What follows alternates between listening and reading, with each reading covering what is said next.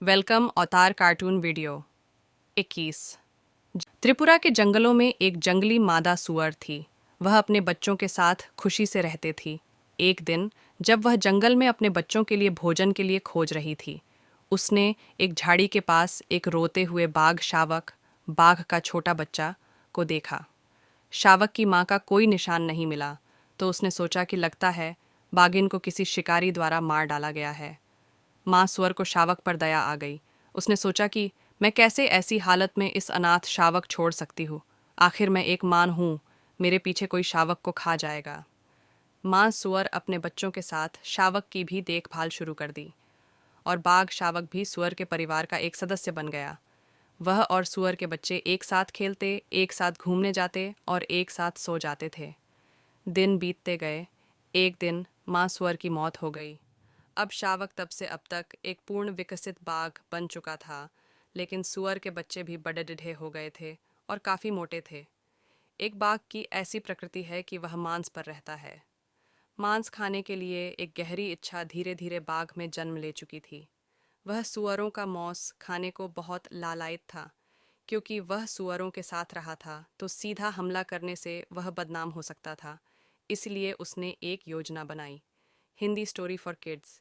एक दिन बाघ ने सुअरों में से एक से कहा, भाई, कल रात मैंने एक सपना देखा था। मेरे सपनों में मैंने देखा कि मैं तुम्हें खा रहा था। मुझे इस सपने का अनादर नहीं करना चाहिए, क्योंकि यह एक पाप है। इसलिए मैंने आपको मारने और आपका मांस खाने का फैसला किया है। मैं आपको मरने के पहले अगर आपकी आखिरी इच्छा हो तो उसे पूरा करने के लिए तैयार हूँ। स्वर अपनी पूरी कोशिश करके बाघ को समझाते हैं कि यह एक सपना है और इसका वास्तविकता के साथ कोई लेना देना नहीं है, लेकिन बाघ अड्डाहा था। सुअर को यह एहसास हुआ कि बाघ के चंगुल से बचना बहुत मुश्किल होगा। फिर सुअर ने कहा, अगर तुम मुझे मार दोगे तो दूसरे सुअरों में आपको बदनामी होगी। मुझे लगता है कि यह बेहतर होगा कि मुझे मारने से पहले 3 जानवरों से आपके तर्क की स्वीकृति ले ली जाए। बाघ के इस प्रस्ताव पर सहमति व्यक्त की। वो दोनों पहले एक बंदर के पास गए और पूरी कहानी सुनाई। बंदर के प्रस्ताव का समर्थन किया। फिर उन दोनों को एक मुर्गी मिली, उसने भी बाघ का समर्थन किया। बाघ बहुत खुश था, लेकिन सुअर बहुत परेशान था। Hindi moral story for kids. अंत में वे एक चमगादड़ियाच के समक्ष पेश हुए। बाघ के दावे सुनने के बाद उसे तुरंत बाघ के इरादे का आभास हुआ। हालांकि उसने कुछ भी का खुलासा नहीं किया और केवल कहा, यह एक बहुत ही जटिल मामला है।